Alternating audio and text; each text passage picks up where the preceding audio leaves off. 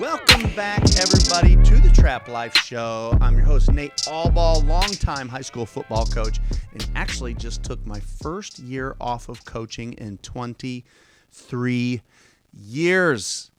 I tried so hard to enjoy it for what it was, which was some time away from the stress of coaching, and while I enjoyed it, I have not stopped thinking about the game. So that brings us here to season 3 with Trap Life. I just want to keep studying. I want to be good at this. And I know that I will eventually coach again. It's just that coaching has taken it is just second now to, I'm going to live here. I'm going to serve my family here. This is where my wife and daughter want to be. And so I have to wait until the right coaching opportunity presents itself in this area here, this Champaign, Illinois area, something I can drive to. So I'm trying hard to be patient. Maybe I don't get a shot to coach again for a year or two, but I know I'll be back, and I want to make sure that I'm good at this. So here we are, season 3, Trap Life, talking all things 3-back football. Today we're going to talk about Bucksweep to the weak side, away from that tight end. So I thought if we're going to talk about that, let's get a hold of a slot T guy, because that's really where their Bucksweep goes, to that open side. Now, it's not truly Bucksweep to that open side the way it would be out of the wing T, but nonetheless, it's somebody for us to talk to about Bucksweep, and it's not what we're used to or what we don't see as much, right? I am surprised that we don't see more Bucksweep or more slot T in the rest of the country, that it seems to stay really regional in that Texas area. How about you? Do you guys see slot T in your area?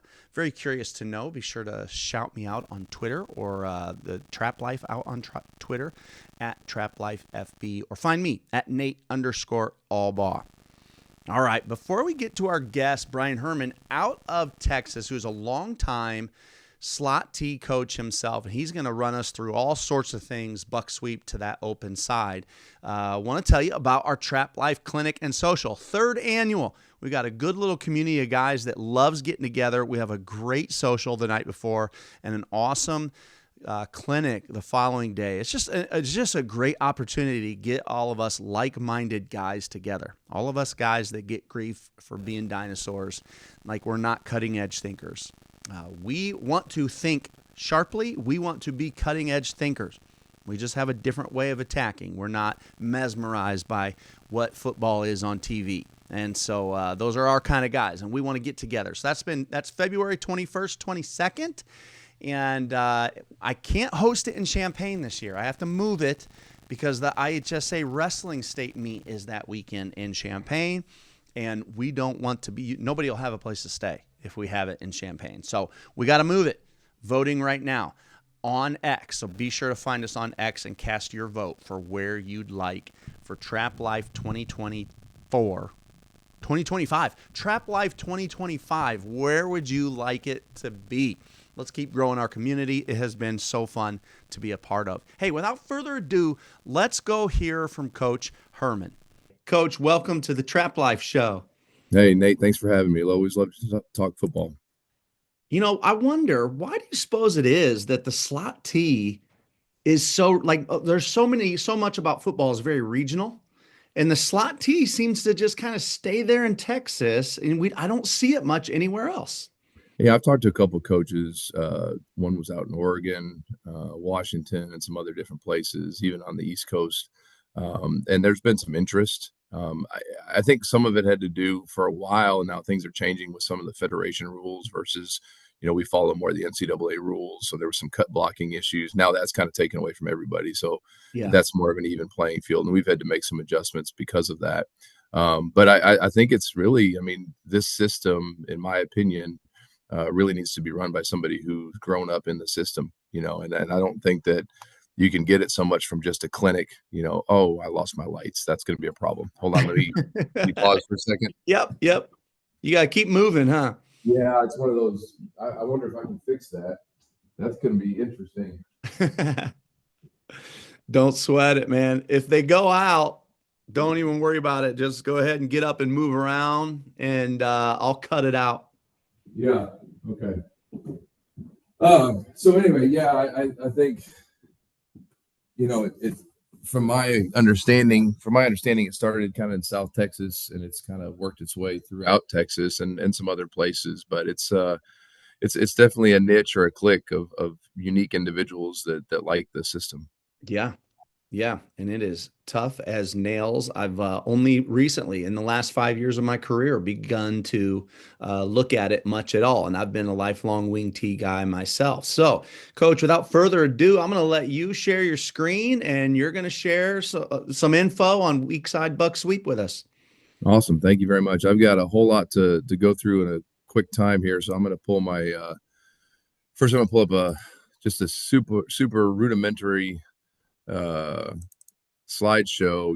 I'm not tech savvy. I guess I'm a little bit old school, kind of like the offense. And so it's going to be very generic, but we call our system slot T, and it's a numbers based system. We flip our line, and our line takes the numbers with them. So our 349 is to the weak side. And so what we do is we'll have our strong side, and then we'll have our quick side or our weak side. And our 9-hole plays will stay with our weak side or our quick side. And then our even number plays, like our 8-hole plays and 2, 4, 6, 8, will all go to our strong side. So I don't want to get into a whole lot of slot T necessarily, because I know everybody out here is running something, and it may not be our system, but we call it 349. It is just a weak side buck sweep. And this is what our base formation looks like. This is our A right. I didn't put A right on here. Almost everything on the slideshow is going to be out of our right set. When we get to film, it'll be back and forth, right and left, and you'll see that probably on the huddle tags. But our right side here would be our strong end, our strong tackle, strong guard. And then on the other side, our weak side or quick side, from the outside in, we have what we call our swing man, which is like a flexed weak side tight end. And then we have our slot back, which we call our tailback. And then we have our quick tackle and our quick guard. So if you're looking at this offense, this is our basic slot T formation, our A right formation. This is just our basic buck sweep to the weak side. We've got 3 guys here blocking down hard inside, hard inside, hard inside. We like to call it railroad blocking. We try to give the visual of, if you've got 3 freight trains on train tracks with no space between them, you're not going to walk through there. So we want these 3 guys here to really cave this side down, to really give us a path for our quick guard to get out. Our quick guard is going to be our pull quick and kick out the first threat. We call it kick out number 4, but it's usually an outside linebacker or defensive end type. We're going to kick out with the play side guard. We're going to scoop block, reach block, scoop block with our center to the quick side. We're going to try to cut off that A gap, the quick side A gap, with the center's scoop block here. And then we're going to fill with our fullback straight up the middle. We're faking the trap. And our backside guard, our strong guard, is going to pull quick. He's going to turn up, and he's looking to seal this linebacker that's going to be scraping over the top. You can see the backfield action. Our system is based on numbers. We have a 300 series the footwork is all the same for the quarterback. He's going to open up. He's going to not present the ball to the fullback as the fullback's diving, faking the trap, and then he's going to present it to the halfback here. This is our halfback with our number system, just so you understand it. The 300 series is the quarterback's footwork. The 4 is the 4-back in this case, which is the halfback here. And then the 9 is the hole that we're attacking. So the beautiful thing about our system is it pretty much tells you everything you need to know just in a 3-numbered play. So we literally would come out here and say, run A right 349, and this is what they would run. Super simple to call, super simple to execute. It takes lots and lots of practice, though, to get good at it, obviously. Our backside tackle and our backside end, they're just going to scoop block, try to cut off the near gap to the play side. So basically, fake the trap, hand the buck sweep, and here we go. So that's what it looks like in our base. And I know we're talking about a weak side attack. And so what I wanted to do was talk about our buck sweep in different ways that we run it. Now, they can be run a lot of different ways from a lot of different systems, obviously. These are just some of the wrinkles that I've used personally, and some of the film will support that. I got some cool stuff today in an email from another friend that's in the system that shared some things that they run some of their buck sweeps slightly different. They have a couple other variations that I thought were pretty cool that I'll probably incorporate in the future. But if we call A right 349, this is our weak side buck sweep. That's what it looks like right there. And you notice I didn't draw a defense, because to us, it really doesn't matter what defense you're in. These are our rules. We say we're going to block rules, and this is what we're going to do. Now, as we go through a game, if we're having issues with certain things, obviously we will make adjustments and make calls accordingly. So that's our base A 349, a right 349. Like I said, my slides here are all based out of right set. Now, we like to go heavy sometimes, and it's kind of hard to see. But right here in this space right here, we have moved, excuse me, let me go back. We have moved our strong tackle from the right side tackle position. He's come over to be an extra tackle over. So this is our heavy A. In this case, would be heavy A right 349. So we're bringing a tackle next to a tackle, and we're adding an extra hat here to block down, block down, block down. So now in our railroad, we have a 4-man railroad here to really cave this side down.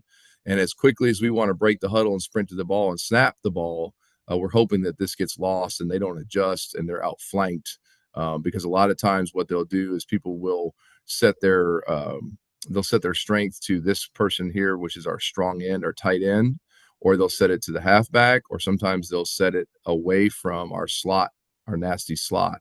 So in this case, if we can run out there and get down fast, we hide an extra tackle, and this is usually our bigger, badder dude to help block down. This is our heavy set, heavy A 349, again, out of right set. Nothing changes for anybody. We're just adding a big body to the play side attack. So that's what our heavy set looks like. I'm going to go through these kind of quick so that we can get to some of the film so you can see what it looks like. Again, there's nothing real fancy about this. This is just tackle over, heavy 349, buck sweep to the quick side. Nothing changes for our guards. Nothing changes for anybody else. We're just a little bit short on the backside. Now, we experimented with this. We thought, well, if we have an extra hat over here, why not take that weak side flexed end and take him all the way out here? Now, I didn't draw any lines here because there's a lot of different things you can do here. You can run him on a dummy route. You can do a push crack to help on the safety and leave that corner as your force player. You can run him off if we know they're playing man, go 1-for-1 and just have him sprint off the line and see what happens. That could set something else up later. We have obviously play action passes off of this. And different things that we can do. So we can play games by sending him over here. We still have a 3-man railroad working here for us. Our typically in this offense, our weaker blockers are this guy and this guy. So it does give us a little bit of a concern when we leave him on an island out here by himself. But we're hoping with this strong tackle being over here in our heavy set, that kind of counters that. And if he can at least shield or get in the way, we can maybe make something happen here. And again, if we sprint to the line and snap it quickly before they recognize it, they're going to remove a man. Hopefully, maybe they don't shift over here. Maybe they leave extra guys over on this side because you still have your strong end over here, which a lot of times people use as their indicators of strength. So again, nothing changes for anybody other than the fact that we're just splitting this guy out and removing maybe one. And if you've got a dude that's a threat, maybe you get the corner and the safety to kind of cheat over here. If you think this guy could go, you might be able to get two out of the way and then come up underneath him. So that's our heavy with a wide formation. Then this is one of my personal favorites.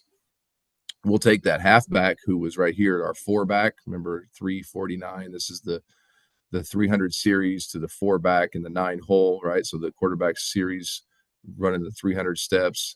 The 4-back is this halfback who was right here. We've now put him on a strong wing, and we do a quick motion and motion him back to where he would be. And we snap the ball on this quick motion to here. And then we just carry out the exact same play. Just now we add a little eye candy to it. We have a couple things that come off this. Obviously, the trap. You get a little motion here and you do that and you run this a few times and you hit the trap. It's pretty nasty. And then we also run we call it 8-hole reverse, which is basically you fake it to him and then you bring this tailback around. And that can be really deadly if you've got some undisciplined defenders. Nothing changes for anybody. We're just adding a new set or new formation and a quick motion to it. Again, this is one of my personal favorites. I probably ran this one. It may not show it on the film because some of my film got lost in transition from schools to schools, but this is one of my personal favorites. I also like to run a waggle with this look here where you run him on a quick motion, fake it all out, and then you take him over here and you've got a waggle with backside routes. And then of course your corner route with your tight end. We're not talking about that today, so I'll skip through that. But one of my favorites is doing this hum motion. That's our H-back motion from the strong side wing back into the backfield to run our weak side buck sweep 349. We talked earlier about how our swing man and our tailback, our slot receiver, nasty slot, whatever you want to call him, our tailback is one of our weaker blockers. One year, I decided to experiment with just taking him over here. Again, it looks like the same set with the tight end wing over here, but now you just take one of your weaker blockers, you shrink down your quick side end, your swing man, or if you have another strong end that's a backup that can go out there and do this, you could throw him here. In one of my clips, I think I even have a number 74 playing this position here, even as a flexed end. Number 74 came in as a tackle and played this quote unquote swingman position. Block down, block down. We still have our railroad action here, but it's only two bodies now. We're just going to have this kick here. And again, nothing changes for anybody. We're just taking maybe one of our weaker blockers and taking him away. And I wrote on here, you could have him do his scoop backside, or if they're playing man, or if this is an athlete that they're worried about, you might run him on a wheel out here and just see what happens, because you fake this buck sweep and then you pull it over here. If they're not respecting this wheel route from this wing right here, you might be able to get an easy completion. So we call this our B formation. When we put our tailback here in the wing, everybody else is in their base formation. Again, these are all out of right set. We still have our strong side all on the right side. Our quick side is all on the left side. I don't want to get too confusing, but I'll show you here in a minute. If we flip this, we can obviously double all of our plays because we can run it right or left. That's the beauty of the way we run the slot T, is that the offense can flip and you double the number of plays you only have to know half the number of plays, but you can run twice as many. That's B349. One of my other favorites is O349. It ends up looking a little bit like a counter. So we're going to put him in an I formation. It's tagged as O. That's how I learned it. That's the slot T formation for this right here, with everybody in their normal spot, with the H back here. The halfback is now stacked behind the fullback. So now what we're going to do is we're just going to take a step here like we're going strong side. We're faking the trap, and he's going to counter step and come back, and we're running 349. Nothing changes. This is our everything from fullback. Actually, everybody looks exactly the same. The only difference is we're taking him here, stepping strong, and then coming back. I haven't run that one near as much as I would like, but that was something I played with at a school called Lockhart that I worked at for a few years. 349. Now, some adjustments we can make. If we have a couple of stud A gap threats, whether it be two guys in the A gaps, a guy on either side, or if we have a walked up linebacker that's giving us fits, trying to blast our gaps on our snaps or something like that, we call goal line. And all this does, it turns into more like a power, where our fullback now becomes our lead guard and he kicks out and nobody else changes. Okay. So we literally just have our center fill. So the center, normally the fullback was filling the place, or the strong side A gap on his trap path. Now the center is going to fill that strong side A gap. The quick guard is going to stay and fill the quick side A gap and block down. And then we're just going to have that fullback be the lead kick play side guard, essentially. And in our offense, a lot of times we'll have guards become halfbacks or fullbacks. These four people are highly interchangeable. I always joke that if you're a running back that fumbles, you are a guard. So we have a lot of interchangeability with these four bodies here. So the fullback can be a guard just as easy as a guard can be a fullback. But in this case, the fullback is kicking out, the backside guard is still sealing, and nothing changes. The only two changes that are made on this play, or three, I guess technically, is the guard, the center, and the fullback. Everything else is the same. That's our goal line. Again, that's if we have threats in the A gap, or people that we're having trouble accounting for blasting through on the A gap on both sides. If we're getting somebody that's going to really slam and cut us as we're coming out, if they're trying to blow up our guards, I drew an X here just to simulate maybe an outside linebacker or defensive end coming tight off his butt and cutting a linebacker, causing a pile here, or we're just getting a lot of pressure push from this space here, because like I said, these are not our best blockers sometimes. We can do something we call Delaware, and all that means is we're going to assume that maybe the leading guard doesn't get out, and the backside guard just has to take it a little bit wider. He's just going to wrap around any trash he sees. Instead of sealing up inside like he normally would, he's just going to take it a gap wider. And then the back has to be a back. The back has to read this on the run. He's just going to feel this. We can call it if we're seeing a steady dose of something in a game, but we also like to get to the point where our kids just feel it and they understand it, that it can happen on the run.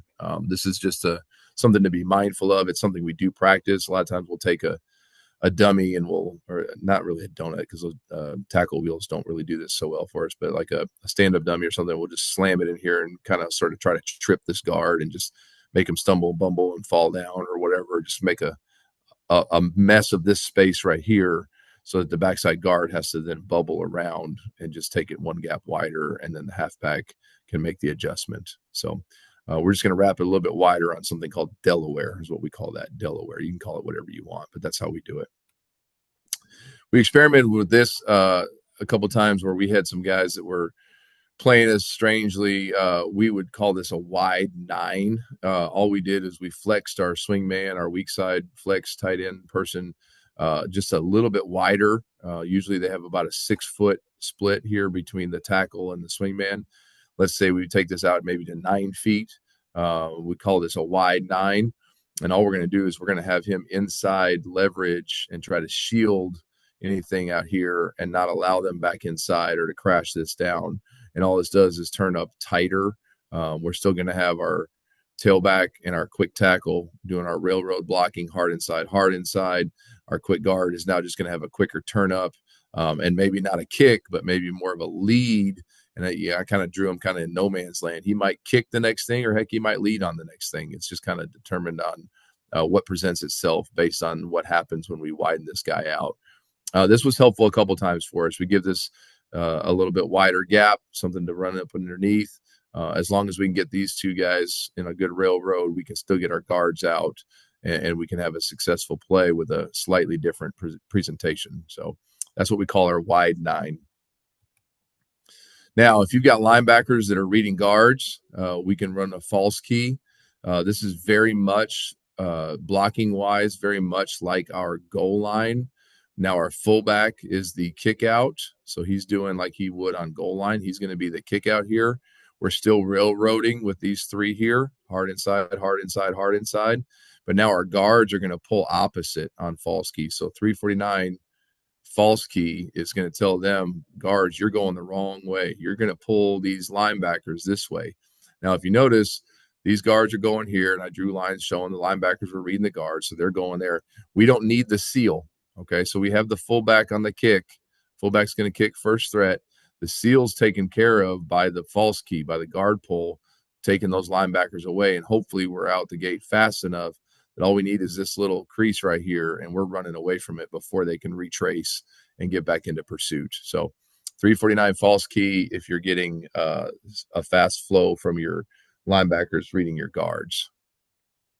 Other things you can do is you can just run it regular, and then you could even just tell your quarterback, hey, 349, we call it keep, where he's going to fake it to that halfback, and then he's just going to keep it and take off and run this way. If they're full fast flow and they're not being disciplined on the backside, it's just a naked boot, but with no pass, just a naked keep out the back door. That's been done before too, and some people have had some great success with that. All right, and this one I had to squeeze in late. I'd almost forgotten about this one. This one's fun. In our offense, the way it was taught to me was, our 200 series, we put our tailback in motion. And again, we're talking 300 series here, but we kind of mix this with our 200 series. In our 200 series, we do a lot of power and pitch and things off of that. So we put him in quick motion, and we have him snap the ball somewhere around where he's about here, and he takes off this way. Well, people that know our offense were reading the halfback, especially on this kind of motion here, but sometimes the motion alone will get people's eyes running the wrong way. So all we did was we said, this guy's not a great blocker. We're going to cheat this guy down a little bit. Maybe we put a bigger, badder dude in there for this play. Cheat his split down to maybe like a 4-foot or 5-foot, not a 6-foot split maybe, just to make up that space that's lost when he goes into motion. And we're going to block down, railroad block these guys. We're still going to pull, kick out, scoop, pull, and seal. So nothing changes up front. We're just taking this guy and giving a quick motion to draw attention away from where we're trying to run the ball. All right, so here's my information, Bryan Herman. Here's my phone number. There's my Gmail, and there's my Twitter X account. What I'm going to do is I'm going to jump into some film now. And then when we get done with film, I'm going to come back and throw this screen up here, hopefully. And I know Nate's going to ask some questions. So, but just if you have a quick shot, take a screenshot or whatever on this. Again, I can get with you at any time, and I'll put this back up here in a minute. So I'm going to go back and look at trying to share. Do you have any questions while I'm figuring this out to share the next thing? I have a couple written down, but I'll just wait until wait? after film. Yeah. All right, so let me go over here and pull this up. And the film, obviously, everybody likes to watch film more than anything else, right? I mean, that's what we do. So I wanted to show you kind of what it looks like just in our undergear. This would be spring ball. We at the level I was coaching here, we didn't do a spring ball with pads and helmets and shoulder pads. This was just skill work one day in the springtime. This is our A right formation, strong end. He looks like a big old tackle, strong guard, center, quick guard, quick tackle. This is that tailback I was talking about, and this is our swingman, the little guy, backside, weak side end, whatever you want to call him. This is our fullback, and this is our halfback. So this is our A right formation, and this is 349. So I'm going to let this go, just show you the kind of speed that we're trying to get to. Again, this is with no defense. I'll show you film with defense too, but this is what we want to accomplish in the spring. We want it to look like this. So we're really working on the guards getting their kick out. So you see his head is on the upfield hip or shoulder of that kick out block right there. He's supposed to run his feet through contact. And then our backside guard is trying to seal on the linebacker. The backside guard should have his eyes looking for a scraping linebacker. We have a coach set right there right away to represent a linebacker who's already scraped. I don't like our fullback here. I think he should be a lot tighter. I don't like our center here. He should be scooping more to the left side. It's hard when you're doing this in underwear without defense because you don't have pads on because people run into each other too much. So they kind of create some bad habits. But the speed of which it's supposed to take off kind of looks like this. And then you see the quarterback taking off here, selling his fake. Like we want people to respect him. And if they don't, we want to be able to either run him or run some kind of boot or waggle where he has an option to run or throw. So this is A right 349 on air. Now, like I said, we can flip our line, our offense. So now the left side, if you look up here, it says A left 349. Now the strong end, strong tackle, strong guard are over on the left. Center, quick guard, quick tackle, swing man are on the right. Our tailback is in the slot. He's fixing to put his hand down. He should be down already. He's too slow. Fullback should be squared up right behind here. I don't know why he's cheated over. And our halfback is here behind the strong tackle. So we're still running 349.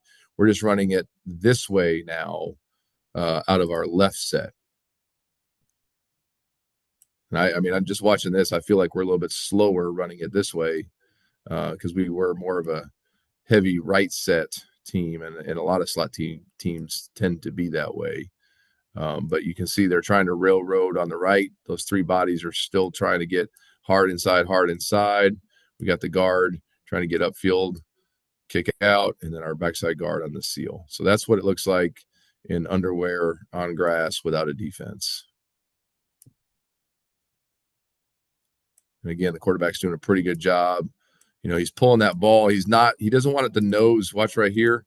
See how he's got the nose pointed up. We don't want that nose pointed out because if the nose is pointed out, it's going to get hit by the guard or by the fullback again, who's going too wide. He really should be hitting right through there. But that's the whole point of having that football. The nose of the football should be pointing straight up so that it doesn't get knocked out of his hand early in slot T when you're transitioning to this offense. That's something you really got to spend time on because the ball will get knocked all over the place if we're not careful. But then he presents it to the halfback, boom, and then he's taking off, carrying out his fake. Now, this is what it looks like on the big screen, on a big game. This was in the second or third round. I think it was second round of the playoffs a few years back. This is our A left.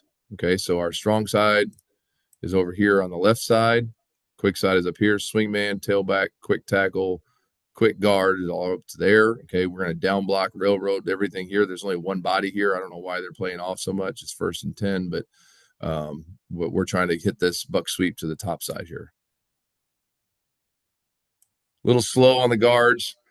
I'd like them to run faster. Every year that you see film, it's going to look a little bit different, obviously, by personnel. You see our backside tackle, number 74, is sprinting downfield, trying to get help out in front of the play.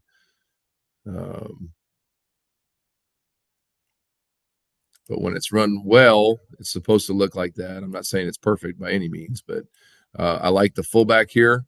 You see him chopping right there. Okay, so if he's not getting the ball in the trap, he's got to occupy. If he's not getting tackled, he should be chopping. That's a pretty good job right there. We got 3 bodies on the ground at the line of scrimmage, and that springs for a big play. Here's what it looks like coming at you. I don't really like the path that the quick tackle takes here. He steps out to reach 23. I feel like that's creating too many holes there. Obviously turned into a big play, so I can't be too critical.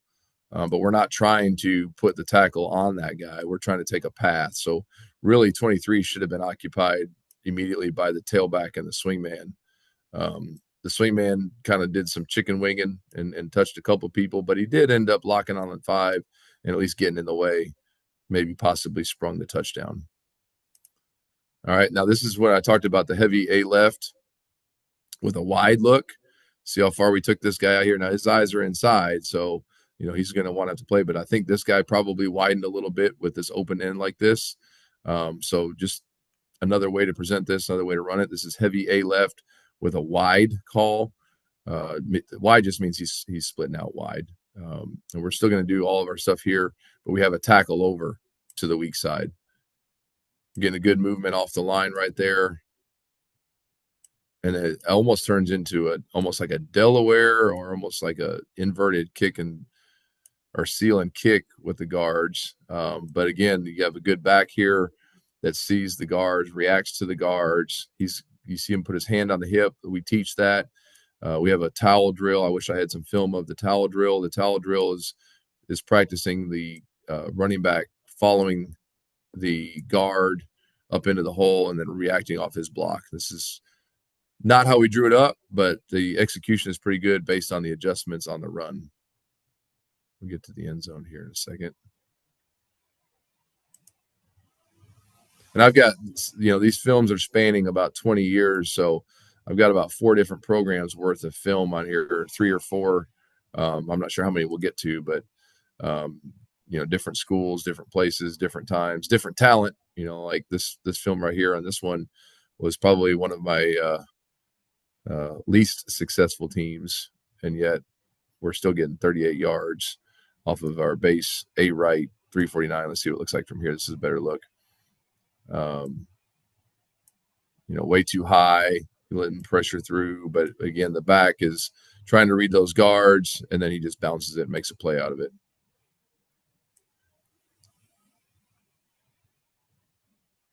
Just our basic A right 349, nothing special on this one. No extra tags or anything like that. Just our basic buck sweep. This is A left. Again, just basic stuff. Boom, boom, boom. And then pop it. Let's get to some more other formations. This was Liberty Hill back in the early 2000s when I was there. You can see the level of intensity in which they play. Watch this swing, the weak side here blocking down. We have a tailback and swingman doing a great job of clearing that path out for that quick guard to get a good kick. Now his head's a little too square, a little too high here. He only weighed about 160 pounds, that guard did, on the kick out, and you can see him getting buckled here, but still a positive play. And our strong guard came around to seal, and he's ended up sealing on the safety who's running for his life, and he's still throwing up here. There's a strong tackle downfield too. So, again, lots of different levels of success running this, from really good years to not so good years. Here's another heavy set. Let's see if we can get it from the backside here in a second. 33 does a good job of trying to wash it down and then play off, but our guard comes around and sees another colored jersey and tries to get his hands on him. The big thing is, we tell them if you make a mistake, make it fast. If everybody's running fast, we have good things are going to happen. So this is the tackle over. You can see 66 is the normal tackle on this side, and 74 moved over to be our over call. So 42 is our tight end. 74 usually lines up inside of 42, but we came out in heavy 349. So the idea was to break the huddle fast, get down, and try to snap the ball before they can adjust. And if not for 33, we probably would have had a much cleaner play here. We got a wrong arm shoulder here. Oh, we're actually getting a goal line look as well. The fullback is becoming the kick out. He kind of wrong shoulders this thing, but it works out because our back makes a nice adjustment off of this. So we've got two things happening here. We've got a tackle over, and we've got a goal line look where our fullback is kicking out. Now, trying to recall exactly why we called this goal line, because by definition, there's not. Typically, our goal line call is if we have pressure here and pressure here. So I don't know if we thought they were going to do something like this with these two bodies here and they were playing both A gaps. That would make sense, so that he would block here and he would secure this gap. So as long as we got both gaps covered, we're okay if we didn't feel like our fullback could dive it up in there. So we may have called this as a goal line, or we just didn't like the fact that maybe they were playing games out of this kind of stack look that they got working here. Trying to skip through some different looks. Here's some old film. You can tell the gradiness of the film too, how old it is.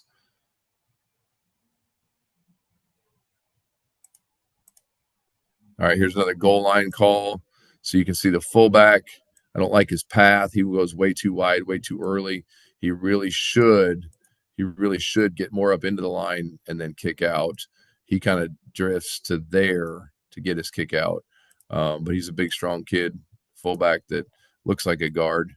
And he does a good job of running his feet on contact and kicking out. And then our backside guard ends up having to kind of wash that guy out, and we cut back underneath it. So it's nice to have athletes that can make adjustments on the run.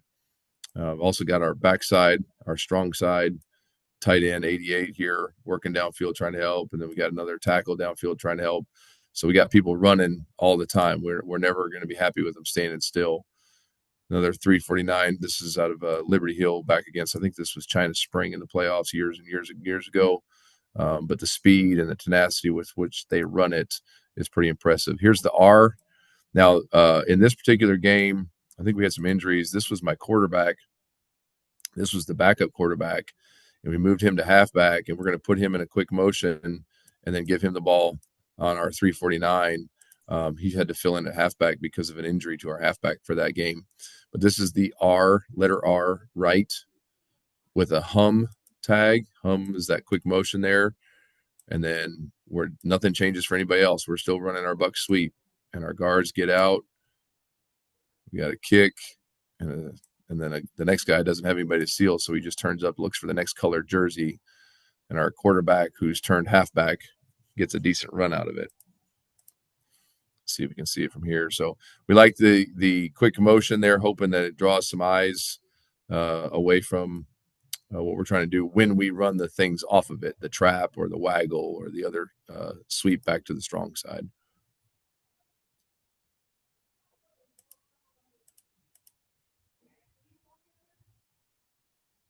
There's a case where we turned it up super tight. We got some pressure here. We missed with the guard. We missed with the swing man who just ducked his head and dove, and then we missed there. So we missed a lot of bodies. But again, if we're going fast, good things happen. So tell them to run, tell them to run, tell them to run. Good things will happen. Bodies flying, running. Let's see, we get to a couple more. This was some backups in this game. We got tackles and centers blocking downfield. Like, we got bodies moving to the next level plus, so that's nice.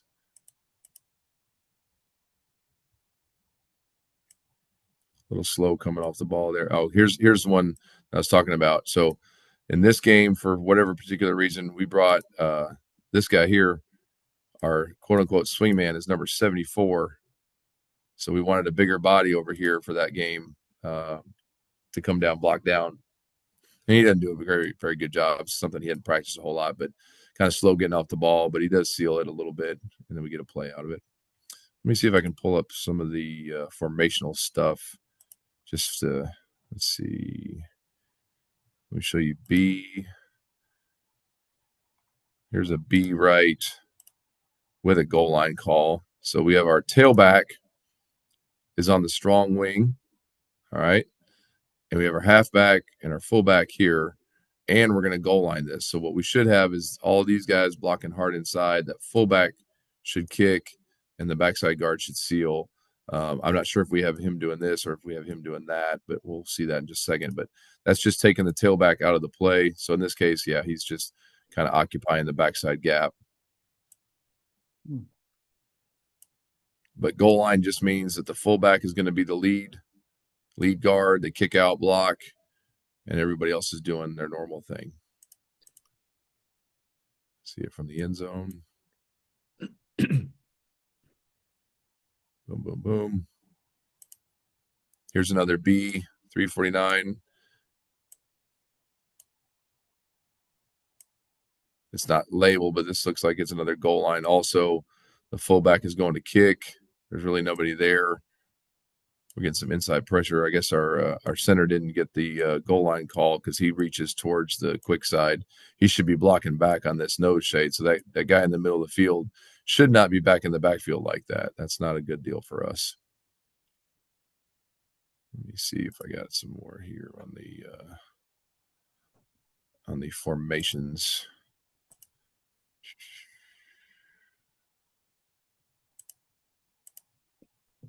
Just to pull those up. Well, I think this is the one we already saw. I wish I had more of these on here with the quick motion. That's fun. Let's see. All right, here's another one of our heavy with a wide. Okay, so we've got a tackle over to the top side. We're in heavy A right wide. So that just means he's out there. 349 again. It took this guy, maybe loosened this guy up just a little bit, but we're tackle over here. And see, they've still got 1, 2, 3, 4, 5 at least over here. They're walking this linebacker up, but they get 1, 2, 3, 4, 5. So they're pretty even there. We've removed him 1 for 1, but we do have a tackle over on this side. So they've got 5 over here to our 4-ish, and then we're a little bit better off numbers wise to the top side. We're just not coming off the ball great. And the back does a good job of cutting that and turning back up inside, getting positive yardage. See it from the end zone. So the idea is we're supposed to get up there and get down faster than that. Like 74 is a strong tackle. We want to get him. We probably should have him crouch over so they can't see his number so much and get up there and get down a little bit faster. But you can see, like, our tailback is supposed to railroad block inside. He makes one step, and he sees this guy coming at him. So he kind of gets lost in no man's land. But what's nice is this guard has been practicing finding the open hole and reacting like a running back, and he's supposed to turn up on the first green that he sees. And in this case, I think he does this, and then the back follows him. You can see his hand on his shoulder here. It should be more on his hip, but the back is doing a good job of reading his pulling guard. And then, of course, the guard does widen a little too much. He should have tightened that up a little bit. All right, here's another one of our quick motion 349s. This is with our normal halfback. Quick motion, giving the ball on the run. You know, I could show you a thousand things with the trap and the waggle and the keeps and all the other things that come off of this that are fun with that quick motion. Because obviously right now we're running the motion into the play. So it's not deceitful. It's only deceitful when you start doing the next thing, right? The trap or the other sweep or the waggle or the boot. So in this case, it looks like we're doing some kind of wide 9 also here. This swingman here, who's supposed to be a railroad block, he's coming out here and shielding this guy. So we must have had some kind of wide 9 call on this. You see he's going out here and shielding, which kind of helps our kick out guard to move up to the next level. So we kind of turn this almost into a double steal. So again, there's a lot of different ways you can make adjustments. Here's a heavy A right over. We had an extra swingman. Let's see if we can see. Here we go. So in this case, we've done almost like a wide 9 over here where we want to make them think we're running something over to this side with this extra tight end, or in this case, it's called a swing man. So we put him over here, and we've got the heavy to this side. So we're going to do our normal railroad stuff over here, and we're going to run away from what looks like an extra tight end. So we were hoping that we would catch them thinking, oh my gosh, they're running extra here. So they got 1, 2, 3, 4, 5, basically 5.5 to 6 to our strong side. And they got 1, 2, 3, 4 over here. I got another guy off the screen somewhere, but where we want to run. So they didn't really adjust to it, but they also didn't adjust to the heavy tackle overlook. We ended up putting one of our not great blockers right here on a defensive end. That can be trouble.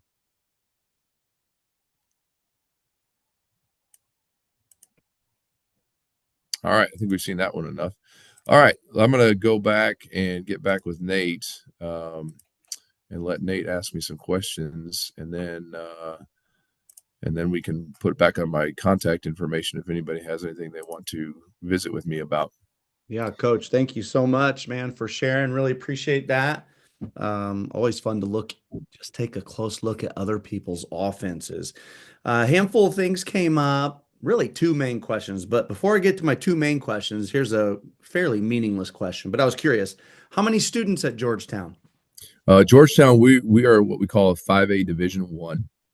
In Texas, we have 6 levels, and the 6 levels are split into Division One and Division Two. So that being said, there's 6A Division One, 6A Division Two, and then there's 5A Division One. So we're the third highest division here. Now, in full transparency, this year I took a hiatus year.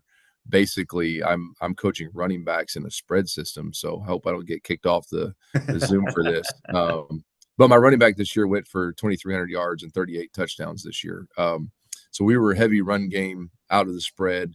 I'm trying to bring some Bucksweep type principles with me here. But the reason I took the hiatus is my son is a junior, and I was trying to get him into a successful big program.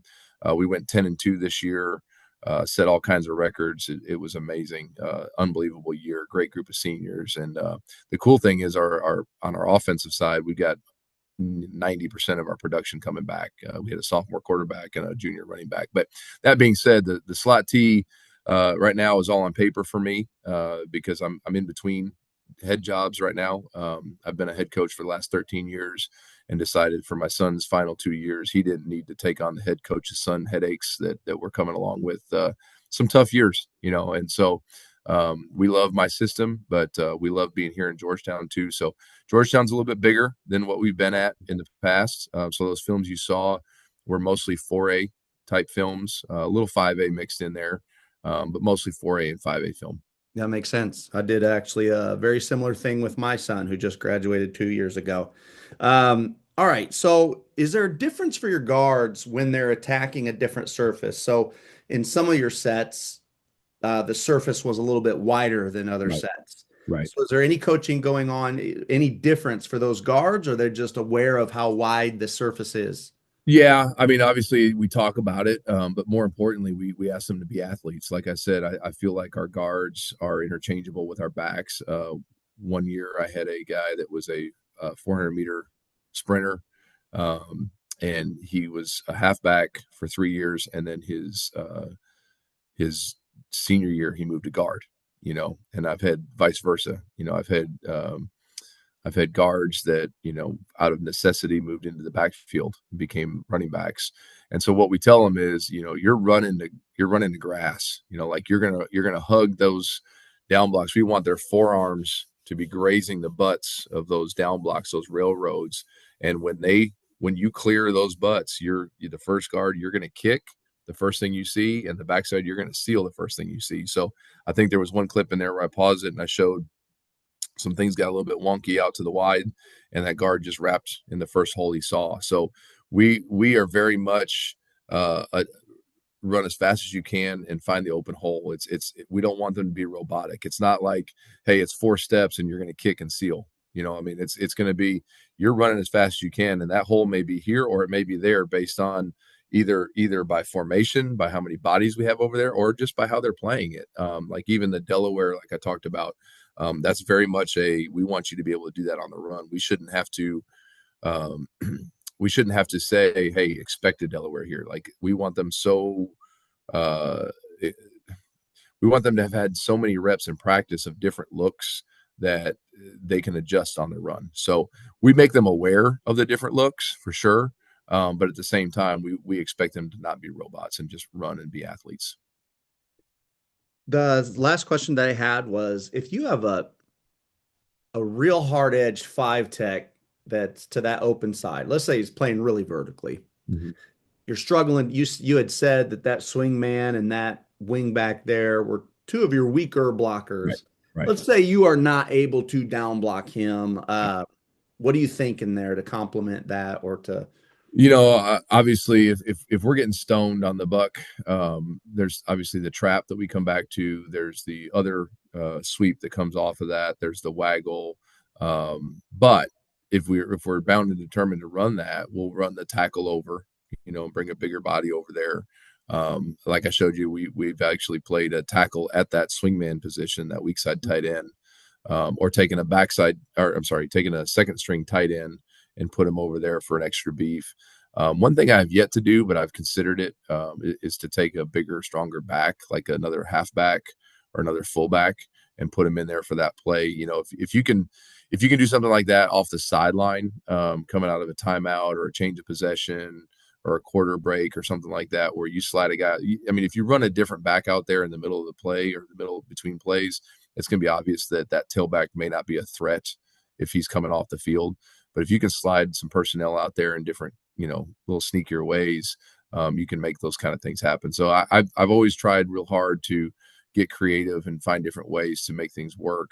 Obviously, in a perfect world, we keep the same personnel on the field all the time, and we run everything we want to run out of the same personnel. But sometimes you just got to get creative, put a tackle over there, put a bigger back over there, whatever it might be. Well, coach, you don't even have to worry about pulling up that slide. I can just pull a screenshot of it and throw it over. It'll be overlaid here so everybody can see it. But man, thank you so much for joining us. And any closing thoughts here? Man, I'm so excited to be talking slot T. Like I said, this was a fun year because it's a whole different experience for me. We lit up the scoreboard, running spread stuff. But again, we averaged 260 yards rushing a game. And my running back's coming back. He was district MVP. So I wasn't void of a good running attack, but I do miss the extra tight ends on the field and all that kind of stuff. So I'm very happy to be talking about this. When I get my opportunity next after my son graduates and I start looking again, I'm very interested in taking some of the things I'm learning here.